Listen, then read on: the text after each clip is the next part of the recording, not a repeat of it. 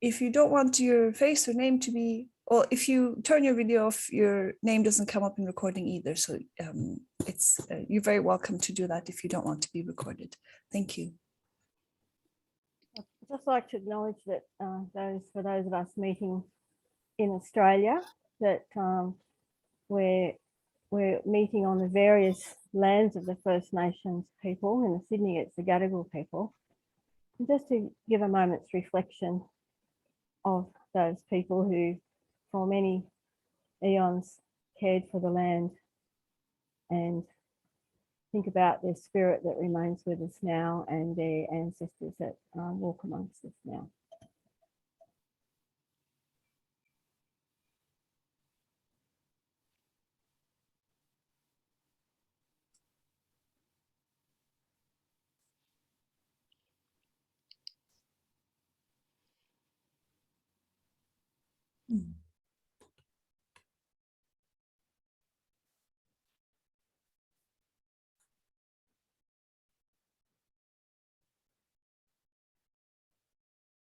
Thank you, Buddha Kapali.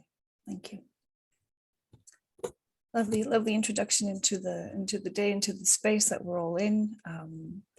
I'll say a little bit about Buddha Kapali and Maithripala. So we are in for a treat today. We have two very special guests in this fourth seminar in the series of the Nature of Mind seminars. And I was very happy when they both said yes to this, particularly because I know that compassion is a big part of their Buddhist practice, as well as other training they've gotten in reflecting on the mind and compassion in particular. I'll say a little bit about Buddha Kapali first. She was ordained in 2007 at Golden Bay, New Zealand, with 7 other women, and that was the first Australasian ordination.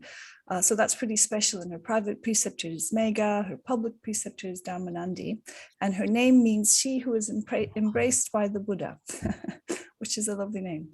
She's been at the Sydney Buddhist Centre Management Committee and Safeguarding Officer for the past 4 years. She's also qualified as a clinical psychologist. And for the past 5 years, she's had her own private practice called Compassionate Psychology. Prior to that, she worked in forensic psychology, including 13 years in prison systems with inmates at risk of self-harm or suicide and those convicted of sexual and violent offenses. So she's very familiar with the work of compassion, self-compassion, both in her personal and professional experience. So welcome, Buddha Kapali. It's so good to have you here. Thank you. And we also have Maithripala, of course. So her name means guardian of loving kindness. So again, on theme. And she's always interested in ideas and practices that promote kindness and compassion. She's noted to me that she's found the conversation between Paul Gilbert and Maitreya Bandhu particularly stimulating and interesting. And she has an interest in opening up to compassion and kindness towards herself and others. And this has been greatly enhanced by a practice called focusing, which some of you might be familiar with. Focusing is a technique that brings about more awareness of subtle and intricate parts of our conditioned selves that are in place, sometimes blocking access to self-compassion and heartfelt connection with others. So this is kind of the theme that we're exploring today, compassion towards ourselves and others. So without saying too much more, I'll just hand it over to our speakers, Maithripala and Buddha Kapali, and let me spotlight you. Oh dear.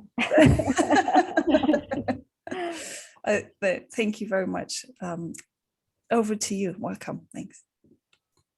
Oh, thank you very much, Faraday. And I've enjoyed our discussions, a few discussions we've had leading up to this workshop. Our plan is to actually have a bit of a chat together, show 2 clips.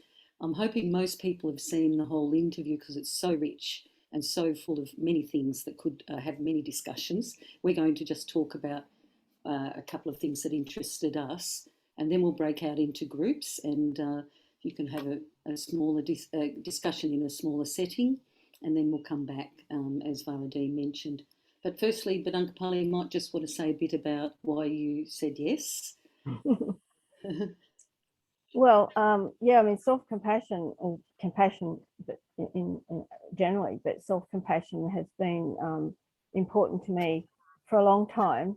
And I thought it might be best to start with how I got my name, because those of you who've seen the full clip will be aware that Maitreya Bandhu talks quite a bit about his struggles with the Metta Bhavana, and I certainly resonated with that.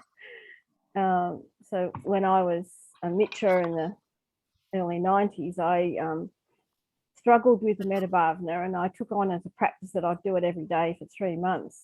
And I just could not get through the first stage. I just felt such self-hatred, self-loathing. And so I took to imagining that the Buddha could see my potential even if I couldn't. And at the time, I was reading a book called In the Lap of the Buddha by someone from the Insight group in the United States called Gavin Harrison. And so I used to imagine curling up in the lap of the Buddha and just being held there. And I was living in community with Magar at the time. And when I told her about this, so when she ordained me many years later, she remembered, and that's how I got my name. And when she gave it to me, she said, "It's a name you can rest in. Stop trying so hard." So, and I've certainly taken that to heart over the years. And I guess I've come to realize that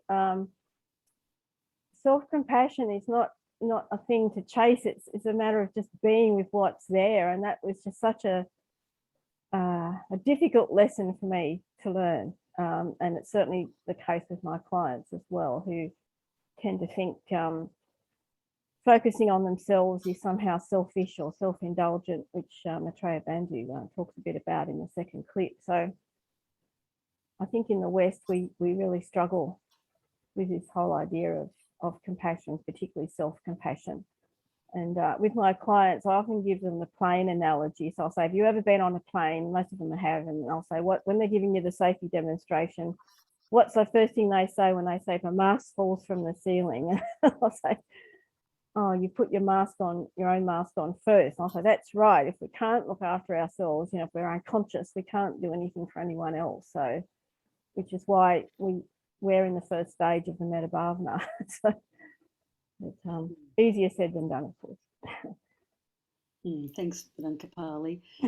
Well, it's hard to say no to a friend. And so when Varadi asked me a few times, I thought about whether I was qualified enough to do this. And I figured I was qualified as a human being who's suffered and who's practiced for quite a long time at effective ways of building self-metta, which of course metta is the link to compassion. So metta being in my name, loving kindness, it's been a main wisdom practice for me. So I'm quite interested in Paul Gilbert's bringing in of the wisdom of resistances. And so that's something I'll talk about a bit further along. But we might dive in and listen to the first clip, which is a very short one, only 2 minutes, and then Badang Kapali might pick up a thread there. Thanks, Varadi.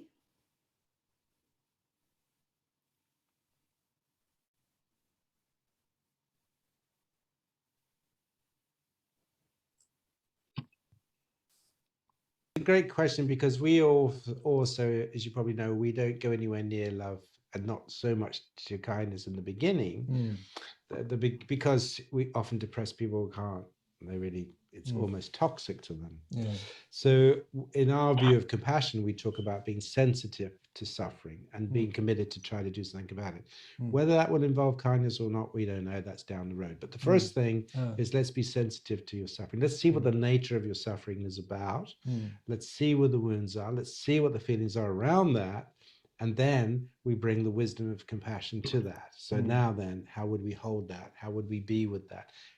Okay, and that then it becomes a way in which we then allow, facilitate, soften, if you want to use that word, and work through those. Because it's all wounds, you see. It's all to do with wounds, right? Healing the wounds, particularly when the wounds bite you. And then they bite other people, don't they? They don't just stick with you. That's why there's always the three. You see, there's always the anger there, because the anger slips out from time to time. You can see it, that anger there. and it can come out. But the key thing is always, whatever the dark side of your mind, remember, you never built your brain. You never chose to have that brain, to do that. You didn't choose any of that. So the key thing is just to say, okay, let me just find this. Let me work with my dark side, my raging. And then that is what moves you. I think that was that the second clip or the first one? No, the that's second. the first one. Yeah, no, Oh, that's that the was first the one. first. Okay. Yeah. Yeah. So I really like what he says about our need to be sensitive to our suffering. So we don't necessarily even need to be kind necessarily straight away, but it's just acknowledging that it's there. And so often we find that really hard to do. For those of you that haven't seen the whole clip, when he mentioned there's always those three, and he only mentioned the anger, but sadness and fear are the other two that he was referring to when he said those three are always there in some form. With my clients, I often in my work, my primary therapeutic modality is called Schema Therapy, and schemas are memories, beliefs, attitudes that we develop in our early lives, including in utero, which give us a sense of what the world's like. Is it a safe place? Is it not? Are other people loving or kind, or are they not? Imagine if you're a fetus in the womb of a woman who's exposed to domestic violence, you're going to hear shouting and you're going to be bathed in cortisol, and you're going to have a particular response to the world from the moment you take your first breath, but you won't necessarily have the cognitive functions to understand what that's about. It's simply that'll be your approach to the world. Some years ago, back in 2019, I was at a psychology conference, and a schema therapist from New York called Scott Kellogg taught us a self-compassion mantra, and I use it with my clients all the time, and it basically involves asking people to put their hand on their heart and repeat 4 statements after me, and then we do 3 rounds of the 4 statements. And those statements are: this is a moment of suffering. Suffering is a part of life. May I be kind to myself. May I accept myself as I am.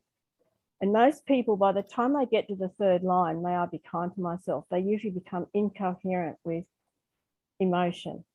And often it's about that they won't let themselves see their suffering.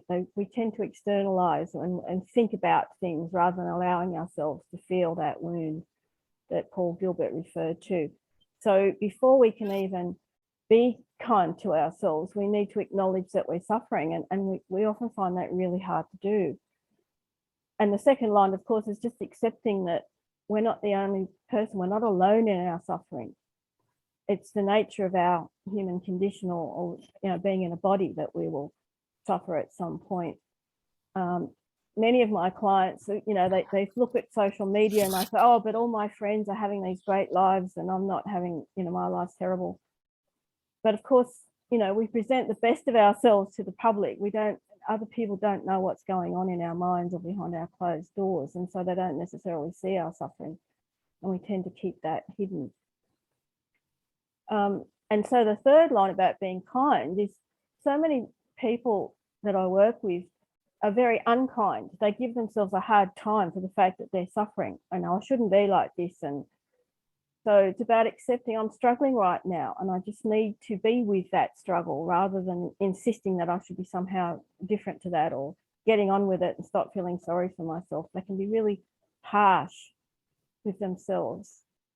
And the 4th line, may I accept myself as I am. Now, that's not about accepting our limitations. It's about accepting how I am in this moment, because before we can integrate all those aspects of ourselves, our dark side that we'll hear a bit more about in the next clip, we need to accept that that's there rather than pushing it out of our awareness. Oh no, I don't want to know about my anger or my hatred or my irritation. I want to be a good Buddhist and just focus on loving kindness. But actually, we need to be sensitive to everything that's there, including the bits that we don't like or the bits we don't approve of.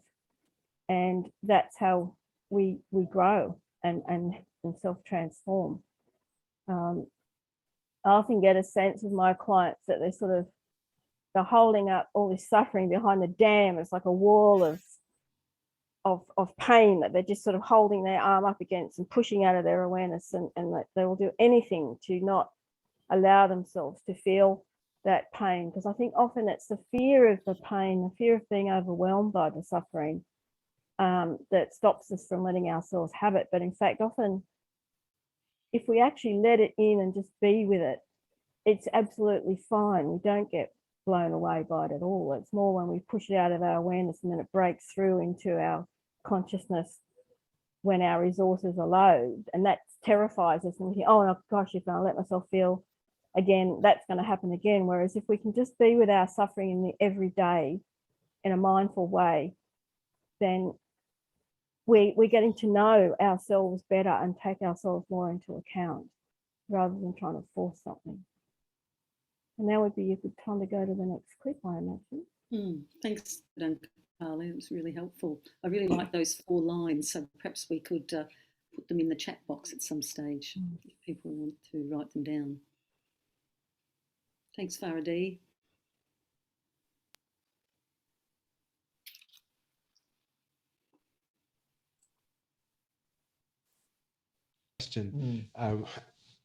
Because self-criticism is extremely important. It's all to do with the motivation. So hostile self-critics really are just to undermine you, make you feel bad and punish you. That's what they're about. You're no good to this. But compassionate self-criticism is to actually inspire you to do better, right? So like if I play guitar and not do very well, I can get frustrated. But then my compassionate self says, yeah, okay, well, just settle down and then maybe tomorrow have another go and see if you do. Look at this video or whatever it is. So the key thing about self-criticism is the ability to perceive error, because you actually want to do that. You don't want to be deceived. Nobody wants to be deceived. If I'm not doing any good or I'm making mistakes, I absolutely want to know that. But then the next question is, so what am I going to do? Well, the compassionate self says, well, then let's improve. Let's do better. Let's have another go. Let's see what we can do, right? And we've done quite a lot of research to show that individuals who are quite driven, if they're driven with this positive emotion to do well, not the fear of not doing well and bashing themselves about, but they just want to do well and they get joy from doing well, they quite enjoy seeing where they've gone wrong and then they have another go, Because the assumption could be, oh, I'm practicing my guitar, I feel awful about it, I'm rubbish at this, and I'm going to practice self-care, so I'll stop playing the guitar because it makes me feel awful. Yes. And that's not what you're saying, it seems to No, me. not at all, no. What I'd say to that person is you've put your standards too high. You're not playing the guitar. You're not learning to play the guitar. You're learning to try to be a certain kind of guitar player. Right, and that's not the same thing. Right. Unless I can play like this, I can play like the other Paul Gilbert. I'm not quite as good as him. The other guitar players, and I'm not one of you. But when you play the guitar, let's see if you can you make a note sound interesting? Can you make 2 notes sound interesting? Then you're playing the guitar, right? Yeah, that's really. So that's the point then, that in our society, when we don't want to go through the steps, we want to play the guitar for 3 months and then have the experience of playing for 20 years. We want to play like a 20-year player. You can't do that, right? And so part of the compassion is the wisdom to realize that everybody starts at the beginning. There are steps to every practice, and you cannot be further ahead than you can be. That's it. I want to really come back to that wisdom side, because one of the other things that strikes me about compassion focused therapy and your work is the wisdom side of compassion. But I keep wanting to rehearse my resistances. Sorry, was that? Please, yeah. Resistances are wisdoms in our approach. They're the wisdoms, and you've got to. We try to find out what that wisdom is, right? Because you're not resistant just to be awkward. There's a reason for it, okay? Because there is a fracture or a hurt or a wound somewhere, okay? It's like a dog. If you go to stroke it and it backs away, it's probably got a nail in its paw or something, right? So, See, one other resistance was this fear of being self-indulgent. Now, again, I'm obviously not saying that self-compassion is self-indulgent, but there is such a thing as sort of being, is there not, something about being overly preoccupied with yourself Yes. And I sort of feel that when I was young, I was very much preoccupied with the feeling of being a victim. Yes. Yes. You know, of my brother's aggression, of, I'm gay from a small town Yes, where yes, yes, at that time yes. that was, a horrible thing. Yes, yes. So I've grown up with this sort of sense of being a victim, and looking back on it, I was indulged that a lot. So one of my resistances to self-compassion was I didn't want to go back to an indulgent place of, in my case, self-pity and so on. But self-pity can feel a bit like self-compassion, weirdly. Yes. It's like you're trying to do that, but in this kind of narcotic Yes, way. I don't know yes. what you think about self-indulgence and self-pity. Yes, well, be compassionate to it. Yeah. Okay, because the key thing always is not to put your mind against yourself, right? So I shouldn't be indulgent. Well, why not? You can be indulgent if you want to. It's all right. You be indulgent. See what that's about. What's that about? So the moment you're trying to stop yourself and say, I don't want to do that, I shouldn't do that. Whereas the compassion will allow you to just move yourself to a position where, well, I don't want to. It's not relevant. I'm not interested in being self-indulgent. It's not relevant. It's not much fun. It's not much fun, right? Yeah. So it's not about I have to stop myself. If I let myself be compassionate, then I'll become self-indulgent. It's not quite like that. It's recognizing if you become self-compassionate, you're not interested in self-indulgence, particularly. And I've even started to feel something more of that. It's just not so, because I was weirdly attracted to that as well. Yes. I thought it was terrible and sort of kept getting stuck in it. Yes, particularly yes. self-pity. Yes. It can feel like it's going to help, but it Yes. never does. No. Never does. But the key thing always is when you get something like self-pity or whatever, is always try to see it as a wisdom, in the sense of, let me open this up, let me see what this is about, right? Rather than trying to, I shouldn't be like that, or push it away. Let me just see what this is about. Self-pity. Well, humans have self-pity, so I want self-pity. If everybody else can have it, I want it. I don't want to be the only one without self-pity. What's ridiculous? So you kind of take this view that whatever's turning up in your mind, that you would then take a compassionate position to it, not fight with it or suppress it or tell you you're bad or criticize yourself for it. And when you do that, you decide, nah, don't really want to do that. That's much better, isn't it?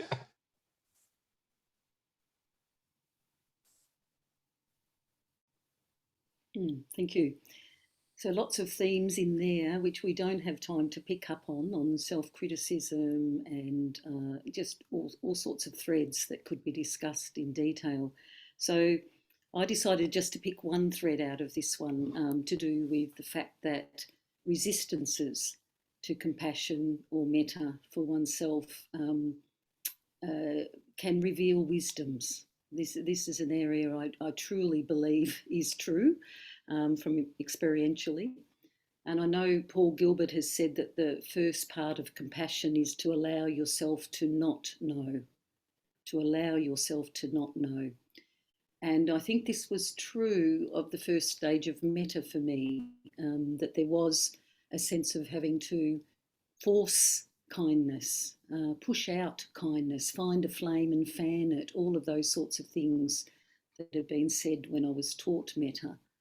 And it just wasn't really working. It felt quite flat and a bit not alive.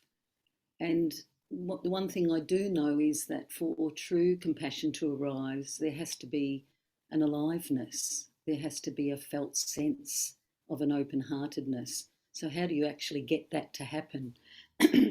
And I think I was a person who quite liked the idea of just forgetting about what bits were in me that I didn't like and just pushing forward and being kind to other people, and that would work. This particular mode would work. And I thought it was working. When I got invited to Tuscany in 1999 to be ordained, I thought I was on the right path with this Vajra-like, forceful, just forget about those other bits and look out to other and work on that. But while I was there, after I was ordained, an order member took me for a walk one day. And during that walk, she said this sentence that just stunned me. And she didn't explain the sentence, but she said, well, you know, Maitripala, it's not all about walking the path and leaving bloody chunks behind. And I was so stunned I didn't ask her what it meant, but it became a koan to me. My goodness, is that what someone sees in me? I'm hacking off bits of myself that I don't like, that I don't want to acknowledge and I don't want to connect with. And I'm trying to leave them behind on the path. We never had a conversation about it. I had to take it as a teaching and try and see how it unfolded. So I did start to look at why the self-meta felt a bit sort of dead, a bit forced. And this idea that there was something I didn't know had to be a bit playful. Well, what am I not seeing? And I also took on Kuan Yin as my main practice, and Kuan Yin, is an embodiment of compassion. And sometimes in my practice, I did just imagine this image of Kuan Yin and me going towards her and laying my head in her lap, and I would always cry. I would always have tears in my eyes. So this is something Paul Gilbert talks about in their training, which I haven't done, the compassion focused training, that they actually teach people the skill of having a compassionate image to go towards and receive compassion from. So in Buddhist practice, in a way, that was given to me by taking a yidam, a practice that I focused on every day. Someone, something that I could imagine having the compassionate response to me that I couldn't quite have for myself, for parts of myself. It wasn't all of me, but parts were blocked. There were resistances. There was something in me saying you don't really deserve to be fully compassionate because remember that thing that you've done that's so awful. So actually self-forgiveness became a critical part of learning to have self-compassion. And there's a whole lot I could say about that I don't have time to today, but with some friends, in a way, I discovered that there was some self-hatred to some of my early actions that I'd never forgiven myself for as a flawed human being. And this was really getting in the way. It was a real block. So I had to find a way to actually open my heart to myself a little bit more in a way that was felt, that was alive, that was real and not forced. And I found that in focusing. A few order members had talked about focusing in our order magazine. And I had no idea, I didn't know anyone that had ever done it. I had no idea why I decided that's what I should look up, but I did. I found someone. I did 5 levels of training in this skill of quietly looking inside my experience to touch what might be the most tender. And this incredible skill that anyone can learn actually totally revolutionised my ability to sit with my tender self. And I put it as my self-meta stage. So once I'd learned the skill, that's what I did for the first 5 or 10 minutes of any meta. Sometimes I did the whole sit on that because so much came up. And it's a skill that actually teaches you a particular energy to sit quietly with until something appears. Because a lot of these resistances are really, really hidden. They're on the outside of our experience. So if you imagine a campfire that's illuminating a certain circle, that part of myself I could see, but there were bits just tenderly sitting outside that illumination that were not wanting to be met by my Vajra-like self. And I don't blame them because I probably would have, cut them off and left them behind. So I had to learn to sit quietly with my experience until something arose that felt almost not seen. It's not defined. It's the not knowing.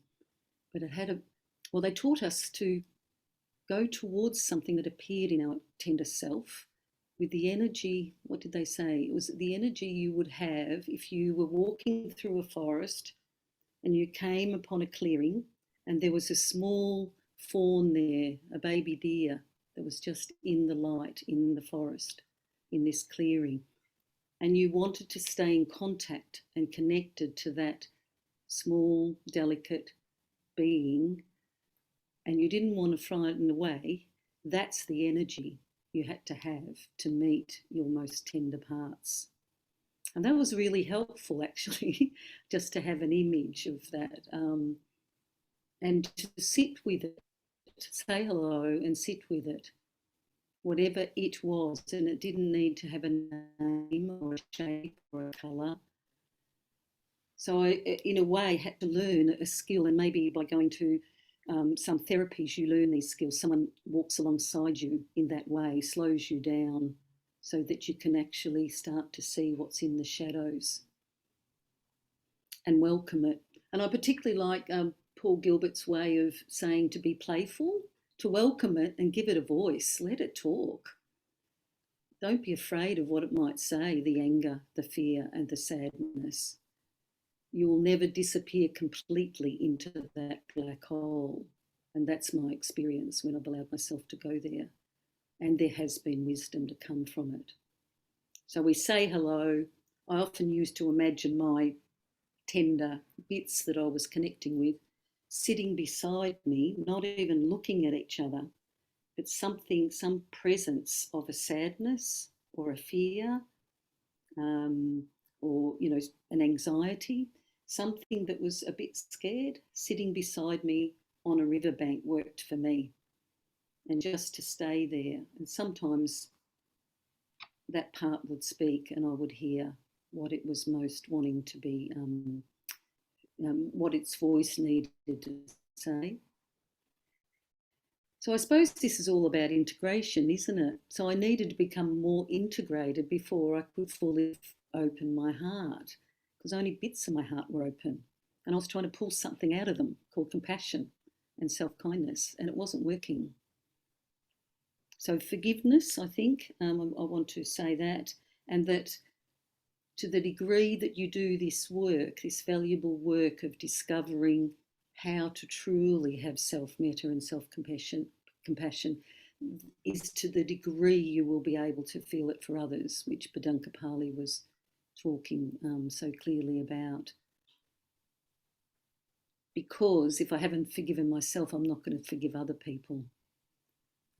If I haven't been able to learn how to sit with sadness, I won't truly be able to be with other people when they're sad.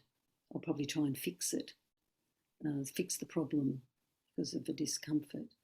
So, yeah, I just basically want to say that the work is really worth doing. And I think Paul Gilbert has got so much to say. If you haven't heard the full interview, it's worth going back and listening to the parts where he talks about how this has happened over millennium of humankind, how it's developed this slight yearning for something that we can't quite connect with. I think he calls it the rest and digest, the soothing part of our experience. So we're very good with the drive, let's fix it. And we're very good with the self-protection. What sort of barriers do we need up so that uncomfortable Vedana won't happen again? And with Buddhism and our practices, we have them to build this rest and digest, the soothing and contentment phases. But I do wonder about 30 years of metta, why it took me 20 years to find a really effective way where I can finally say, I do self-metta. I don't do it, I live it. I live it, I experience it. Not every day, every second, because I'm a failing human being, but a lot of the time I know what to do to find that tender part and listen to it. And I think it's made me a better human being to be around for other people. So, yeah, it's partly why I said yes to today, because I do believe this is a really, really important wisdom practice. I emphatically believe that. So I look forward to more discussions around the things that have perhaps been triggered for you in listening to either those two clips or the whole interview. So, Kapali, did you want to say anything before we do go into groups that's been triggered for you in what we've been talking about, or that's been left out? I suppose from a schema therapy perspective, we always imagine that at the bottom of all that rage and anger and all those dark emotions that we kind of don't like is a vulnerability, a vulnerable child who needs to be held. And that sometimes an angry child part will step forward to try and protect that vulnerable child and will behave in ways that we might feel ashamed about. You know, we think, oh, that wasn't very kind, you know, I kind of had that outburst. But in fact, if you see a young child, a toddler having a meltdown, you don't try and engage with them in a rational way. You just hold them and let them know it's okay. And that's what we need to do with ourselves when we're feeling like that, to kind of just be there for ourselves when we're feeling something that is uncomfortable and that we don't approve of, in inverted commas. Thank you. So we are going to break into groups now for 25 minutes, and there will be a few prompt questions in the chat box, but perhaps to start with, when you arrive in your group, you could just introduce each other or yourselves, and maybe say one thing that has sort of caught your attention that in the videos or the long interview, so that you each know what is of interest, and then you can decide how you'll spend the rest of the time. And then we'll come back and have an open discussion. There might be questions, but there might not be answers. There's no guarantee of that, but we can connect together after the chat, the group chat. Okay. Any questions from anyone before we break free?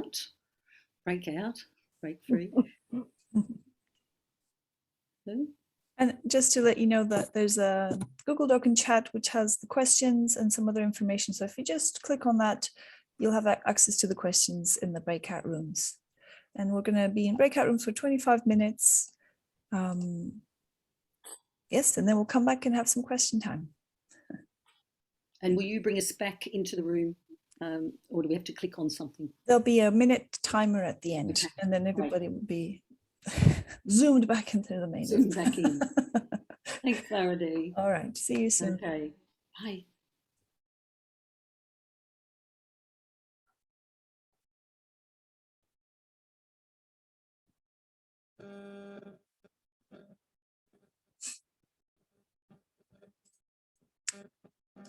Okay.